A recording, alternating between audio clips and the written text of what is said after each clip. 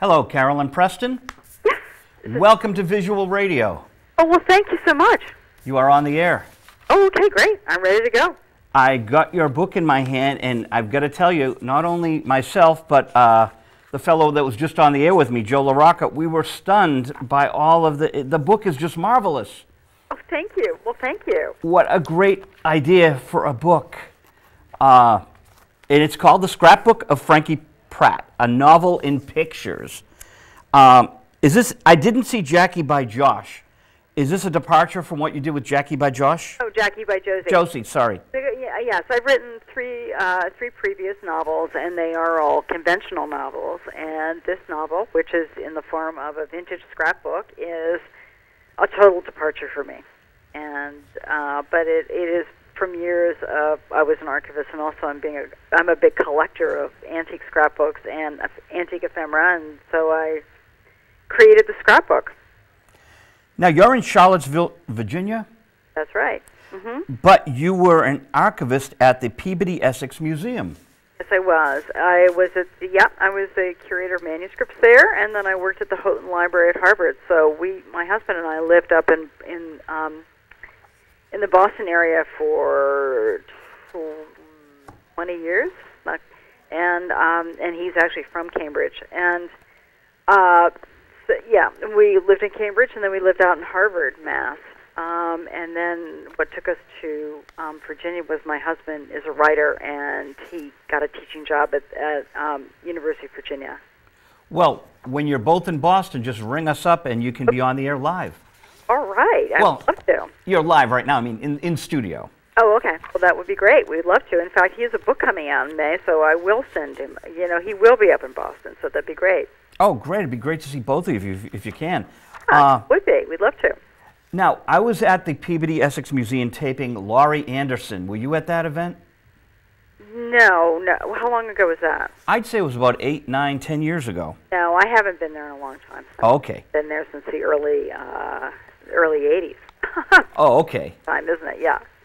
No, in the 90s or in the early 2000s, I did tape the great... they have a term for what she does. She's very artistic. Laurie Anderson, and it's slipping my mind because I have Bluesheimers, don't mind me. Yeah, you're right. Yes, I know the feeling, yes. But this never happened to me before, but in my 50s, you know, it does. Oh, no. Don't talk about it because it probably won't get better, do you think? I hope it does, but you collected antique scrapbooks since you were in high school.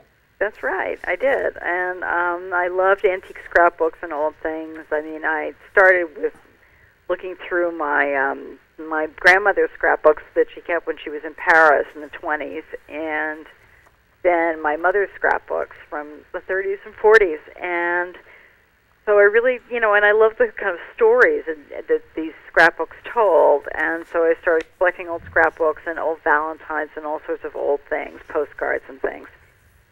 And then I went to graduate school in American history, and then I became an archivist for many years, and that sort of spurred this love of visual material. So, how many scrapbooks do you think you've personally compiled? There's a question. I probably have about 30. I also have a lot of antique ephemera, but the thing about scrapbooks is they're pretty big and they're kind of bulky, and okay. So I'm fairly particular about what I collect. Otherwise, my house would be overrun with stuff, and so I kind of focus in on collecting things that are really in my interest. And I'm trying to I have a very kind of representative collection that goes from Victorian era to the modern era. But when I was making the scrapbook of Frankie Pratt, I just was collecting things from the 1920s. And this woman's tale in the 1920s, and she starts as growing up in a small town or village in New Hampshire, and then she goes to Vassar College and Greenwich Village and Paris, all during the 20s. And I went and collected over 600 pieces of 1920s ephemera and memorabilia to put in this book. What a great idea! So this is actual memorabilia. It is. It is. It is completely, I mean, not only that, but I really made it, I mean, these are actual pages that I glued together. This is not all sort of digitally composed. And because I really wanted to sort of have this great authentic look of what a 1920s scrapbook looked like. So I really found all these things and glued them all together. And they allowed you to put a silver certificate in here, which is just amazing, and a dime. Wow. Well, I don't know. I think you could, I mean, no one's going to prevent you from doing that. That's beautiful. It has money, it has silver spoons and jewelry and old tickets and magazine covers and all sorts of old things. Campbell's condensed vegetable soup. I know, these wonderful ads. I looked through, I mean, I collected all these old magazines and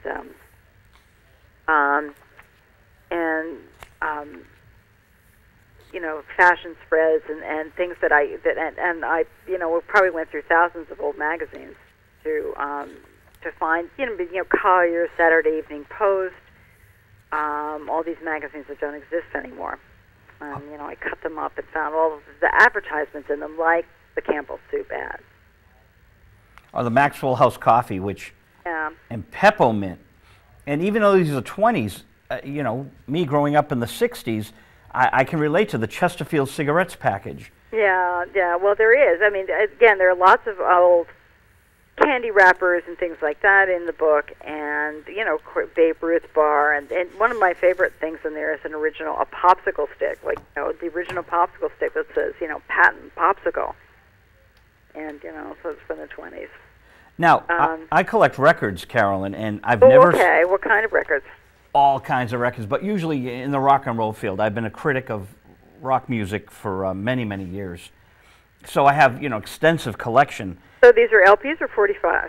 Everything. Everything you can imagine. LPs, 45s, cassettes, 8-tracks. But I bring it up because next to your Maxwell House, you've got something I've never seen as a record collector. Emerson Records. Hawaiian Butterfly. Jazz for... and that is, what is it? It is a 5-inch record. It's something, it's some very bizarre size. 5-inch record? Yeah, and actually, yeah, I did look up about it. Emerson Record was a company that recorded, I think, before World War I. I mean, it had a very short period.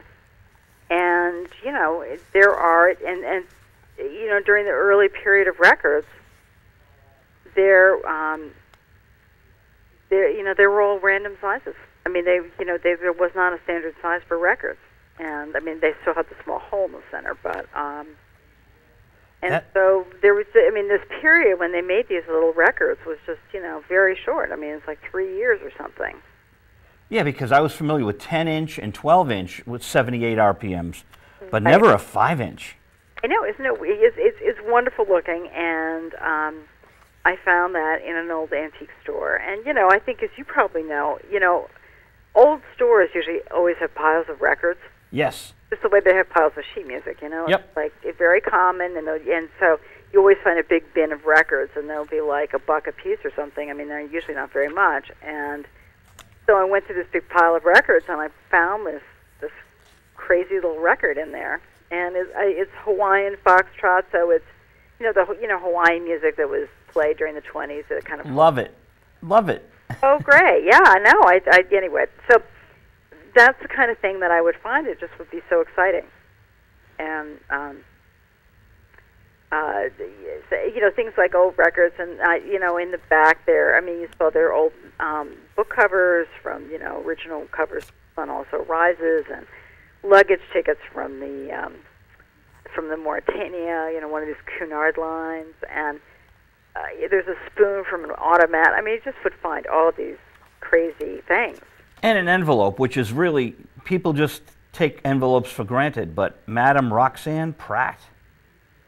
Oh, yes. Oh, no. Oh, okay. Now, that envelope, yes, that's, okay, that's, well, one of the things when I did this is I was looking for original stationery, blank stationery. And so, I find blank telegrams and blank. I found a piece of stationery from the Mauritania that was blank. And that particular letter you're talking about, it's a pneumatic letter. It's in Paris at that time. People sent letters around pneumatically. You know, they had these pneumatic tubes that went under the city, and they would send these letters back and forth to one another, and that's what people did instead of calling one another up. So I found some of these blank, I mean, I found them on eBay. I found these blank pneumatic stationery, French pneumatic stationery that I wrote on them for my book. It's marvelous. Yeah. And tickets, you have tickets. Admit one. What a great idea. Well, the Coney Island tickets are great. Yeah, Luna Park, World in Wax. That was really great. That was one of my favorite finds. It's a whole collection of Coney Island tickets, and it has all the different rides, the loop and the camel ride, and all sorts of crazy things. And they're so beautiful looking because they're all different. Thunderbolt and the Wax Museum. And that's just a collection I found of old Coney Island tickets. I found them on eBay.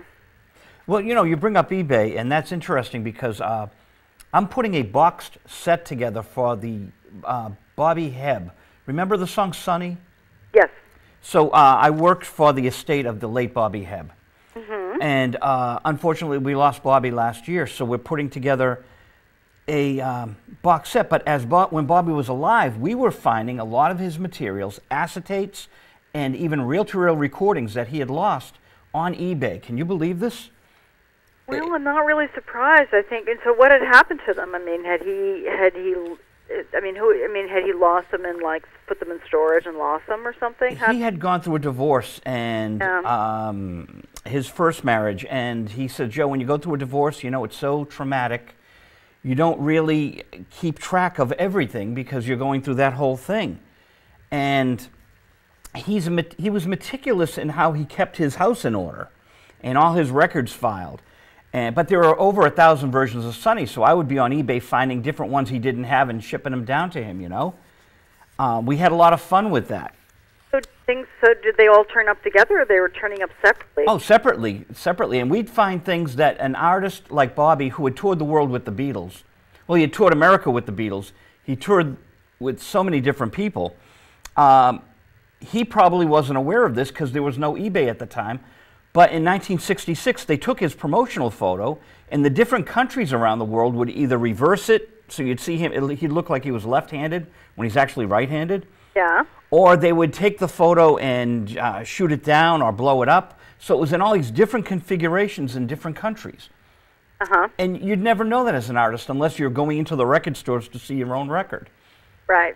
Yes, exactly how these versions turn up. And they turn up on eBay, 30, 40 years later. Well, I think it's really good that it turns up on eBay and isn't just destroyed, because I think a lot of things just get thrown away. Oh, and it's amazing, and even just the photos, to see them on eBay, it's an incredible resource, and I'm glad that you were able to work with it for your book. Well, I was, and I did find a lot of things, and fortunately for me, I was collecting things that aren't particularly in demand, or it isn't like I'm collecting Lionel trains, or I don't know, something that's very collectible that everybody wants. So this is just 1920s postcards or sheet music or things like that, and it's not terribly expensive. Be content, riches will come, success. I love it. A little positive thinking card from Collier's, or on the Collier's page. Yeah. Oh, yeah. Well, those are little fortune-telling cards I have found, and they're kind of scattered throughout. I really love old card games, and so I found, she's from the 1920s, so I found all sorts of card games that she would play, such as Authors or Touring, which is kind of an early version of Milbourne. And then I found these little fortune-telling cards, which is about, you'll meet a mysterious stranger and you'll have success. And so I kind of scattered them around through the different pages. Oh, it's just totally amazing. Now, you've written previous books that were novels. Right, that's right. I've written 3 earlier novels. And does Gatsby's Girl have anything to do with Gatsby? Yes, it does. Gatsby's Girl is about F. Scott Fitzgerald's first girlfriend, named Ginevra King, and he met her when he was in college. And she was a wealthy girl from Illinois. And, he just felt totally in love with her and really felt, and just had this mad crush on her. And it was unrequited, and she ended up marrying somebody else. And so he preserved, this memory of Ginevra King was very powerful for him, and he eventually turned that story into The Great Gatsby. Ah. She was the model for Daisy Buchanan.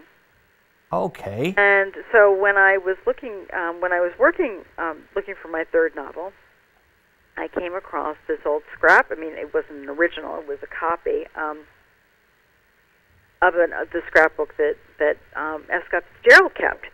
He kept an amazing scrapbook of his whole life and about his, just about his development as a writer, and all of his sort of adventures, and he wrote about his successes, and he wrote about all his failures too in this scrapbook. He collected it, and I just found the story, his scrapbook so poignant, and realizing the kind of story you could tell by keeping your menus or your tickets or your little ephemera of your life, and so that's what really inspired me to do this book.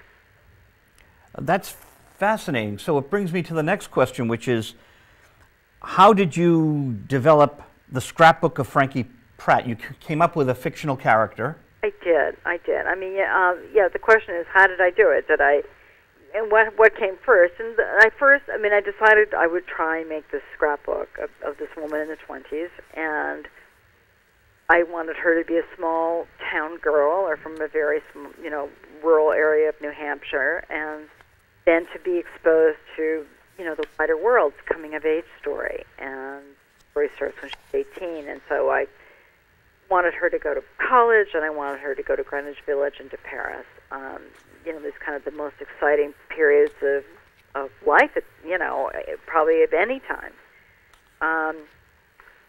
And so then I had this idea, and then I started collecting things to fill in the story. I mean, I found some yearbooks from Vassar, and I found, things like the Coney Island tickets, or automat things, or magazines of things. And so I looked. I went to a lot of antique stores and kind of, this kind of funky antique malls. You see, like, on the side of the road, Sure. 50 dealers in a barn or something. And I just found all this stuff. And then I also went on eBay looking for very specific things. And then as I found things that surprised me, like the Coney Island tickets or some of the things you've mentioned, then I would sort of incorporate, then I changed the story a little bit. So it kind of went back and forth. I came up with a character, and then as I found things, I changed her story.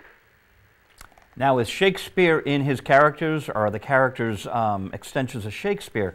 Is this an extension of you?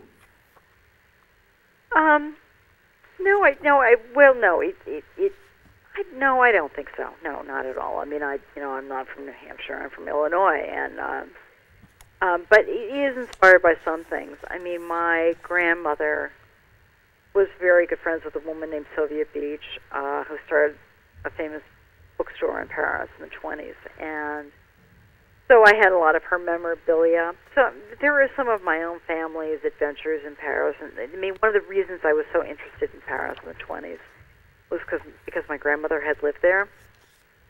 So, okay, so that's one of the reasons. And then the other thing is I've just always found the 20s incredibly glamorous and exciting, and always really wish I had lived in that period. So I think in a way I tell people it isn't my life, but, I sort of like, I'm getting a chance to do some time travel. I mean, if I could go live that life, I would. Time travel, that's great. Yeah, it is. It was totally time travel. I mean, it was so much fun for me to do this book. Now, you thank your fantastic editor, Lee Boudreau. Yes, yeah. Did you take them by surprise when you pitched this type of an idea? I really did. I mean, I had written 3 traditional novels, and I was sort of struggling with a 4th. And, my agent thought I was going to be writing. I said I was going to try and write something about James Joyce's Ulysses being published in Paris, and so much had been written on that, and I just got discouraged. So I came up with this crazy idea about doing a scrapbook novel, and I didn't tell anyone. And I sort of told my husband. He was saying, "Well, you really need to go write a book and make some money." And I said, "Well, I've got this great idea." And he'd look in my office, and there I was with scissors, glue and cutting up a bunch of old magazines. So I put together the first chapter, and then we sold it on the basis of that. But yeah, people were surprised. I mean, you know, my agent was surprised, and my I hadn't worked with Lee Boudreau before, so you know, she kind of bought it on the basis in that first chapter. But I think people were taken with it. I think, you know, people were always looking for something different, and you know, I think they were excited by the idea that you could tell a novel or create a novel or tell a story in this way. Well, I think it's visionary because I'm of a mind that people like the familiar, and especially the forgotten familiar, and I think you bring people back to the forgotten familiar. I think that's really true, and I think, you know, the thing about these sort of objects from the past is they tell an incredible story, and I think we all have that experience by finding a box that belonged to, you know, one of our grandparents or our parents, and just these little souvenirs of their own lives. It's so evocative. It is, and you know, it just can tell you so much more about what they did in their life than them sitting and telling you, you know, their stories. You find some of their letters and some of the things they kept. You know, it tells a very. It's amazing the kind of storytelling that can do.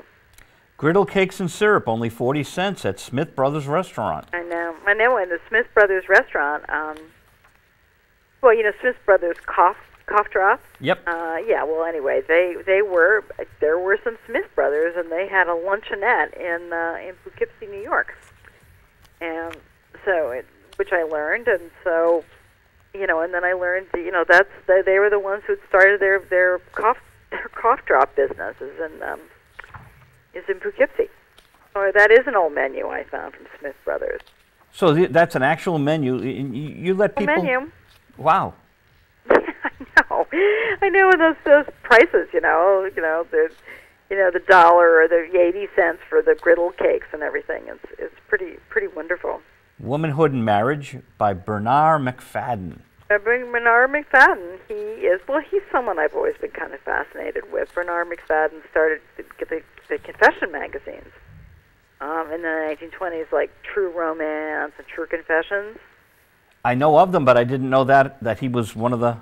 He was the one who started it. Wow. And those magazines had the widest circulation of any magazines in the country in the 1920s.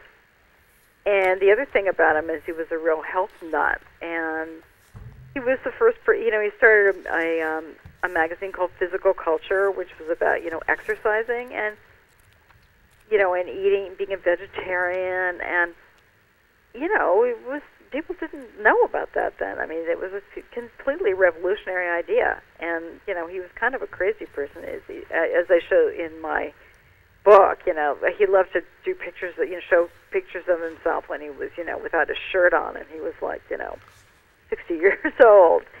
So he was a crackpot, but you know, a lot of the things he wrote about was true. There is sunshine behind the clouds. Love your own life. Yeah. Your troubles will soon disappear. These are the fortune-telling cards. The fortune-telling cards at the end of the book, you know, and all those little things turned out to be kind of prophetic in her life.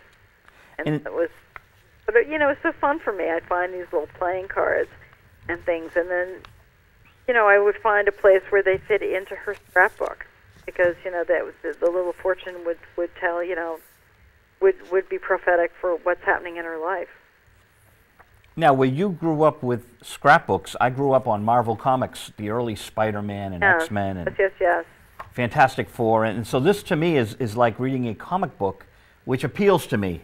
It touches my heart. Well, I grew up with comic books too, and I really love comics. I had Superman comics and things like Archie comics, and there were also Love comics. You probably don't know about those, but there were all these comics for girls. Oh, I did. Oh, yeah. And so anyway, I love my comics, and then my mother threw away my comic book collection, which I think is a pretty common thing where people always say, "Oh, I wish my mother hadn't thrown it away." But anyway, my next book is going to be set in. It's going to be a bride's scrapbook from 1959 to 1960. So Whoa. I am going back, and I'm finding all these old comic books that I'm going to put in it. So it's kind of fun. Oh, that's a neat idea. So do you still have your comic books? You know, I sold them maybe 1998 because 1998. I was going on a trip and I figured, you know, if I want them back, I'll buy a comic book store. You know? Yeah. It's like, why? They're sitting in the house and they can do someone some good, and I've got my records, and how much stuff can I collect? Well, it is true. You do have to, at some point, you have to sort of put your foot down and say, I can't collect everything, because then you're going to be like out of those hoarder programs, right? Well, yeah, I'm borderline. I have a storage room, and I have, you know, a lot of stuff in the house, but yeah, I'm on the way, and I don't want to be there, you know? Right, right. Well, well, that's good. No, that's right. You just have to put your foot down. Besides, you can't take care of all that stuff. No, you can't. No. I mean, comic books, you've got to really take care of them. I mean, because they're kind of perishable. You got to board and bag them, and it's like 10 cents, which is not expensive to get a board and a bag, you know? And it's a little cardboard that goes in the plastic bag, and you put your book in there. Yeah, yeah. But I didn't do that as a kid because I was just obsessed with them. Oh, because you read them, and they probably were all dog-eared and everything, right? I reread them, and I reread them, but I had some pretty early issues, so... And some of them were in good condition because, you know, I had the whole Silver Surfer, the first run, and that was kind of cool. He's become such an important character. So collectors, whether it's scrapbooks or comic books or records, we have some kind of a common ground. That's right. Except I think that things like scrapbooks, I mean, they're very interesting, but they're not collectible the way records and the way records and comic books are. But you know, there is a common problem with all of them, is they're very perishable. Yes. I mean, you know, scrapbooks are made of very pulpy paper, and so obviously so are comic books and records. How do you preserve all those records? Well, there's a movement making the comic books all digital, which is a whole other thing. And it kind of, I'm not into it yet, you know, where you can go online and read the comic book digitally. Is this new comic books or preserving old comic books? Both. They're doing the whole, you know, I haven't really got into it, but I know that they're putting the comic books digitally into the cloud, if you will, that they call it. So, you know, all the comic books will be there. The first Superman, the first Spider-Man, what was it, Amazing Stories 42 or whatever. That stuff will be digitally preserved, so even when the books disintegrate, it'll be on some electronic... Well, I suppose that's right, and they probably are preserving... obviously, records have to be preserved the same way, right? And, yes, and as you said, with the eBay, finding these Bobby Hebb photos, to me, it's just a miracle because those little paper sleeves, which I would buy them all, of course.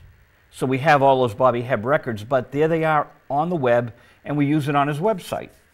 Oh, great. Now, are these things expensive? It depends. One of his records goes for over $100, You Want to Change Me. Mm-hmm. It was a brilliant song by Gamble and Huff, who did the big Philly sound in 72, 73, with the OJs and the Spinners. But they were working with Bobby Hebb on a 45, and I think it was only a promotional 45, and it's become this huge underground Northern Soul hit. Northern Soul's a phenomenon in England. And so collectors are going nuts to find it because it's a great record. It should have been a big, big hit. Well, I mean, so when you find these old records, are they scratched? Is the fidelity good on them? Oh, some of them, well, where it's promotional only, the fidelity is usually great. The copy I bought was about $30, and it is scratched. But you're able to get better versions, and, you know, working with Universal Music, we'll get the original master tape now. We're going to reissue it on the box set. Oh, good. Yeah, so it'll be preserved, and it'll sound incredible because we'll have, I already have picked the mastering engineer to reconstruct the sound digitally. It's going to be great. In a way, you're really preserving, I mean, obviously you're preserving it, and or even making it better and more available than it ever was. And, you know, in a way, that impulse when I was creating the scrapbook, you know, I did sort of have that same impulse, because the problem with scrapbooks, as wonderful as they are, is you can't really, they're really hard to look at because they basically fall apart in your hands, you know. they're so pulpy and all the pictures fall out and things like that. So I really wanted to create a scrapbook. It was really beautiful, that had amazing stuff in it, and that you could look at without worrying about it falling apart. And Carolyn, you succeeded. Oh, thank you. I know. Well, it was really, really exciting and fun to do. I mean, it was, It's a treat. It's one of the most fascinating books I've come across all year. Oh, my goodness. Well, thank you so much. Well, good. Well, look out for my next one because, that's my, I mean, hopefully my next one will be out in about a year. Well, great. And the last thing I'm going to ask you is your website CarolynPreston.com? CarolynPreston.com. That's good enough. I thank you so much for being on Visual Radio tonight. So much for your wonderful questions. And, my website has a lot about my collections in it and how I made the book. It has some videos about the book. So, yes, please, go check it out. CarolynPreston.com. Thanks again. Happy holidays. Same to you. Thanks so much for calling. Yeah. Bye. Bye. Wow, what a great guest. And now it's time for our movie tomorrow night, which is Scrooge. And Frank Dell'Istrito hasn't been on in 2 weeks.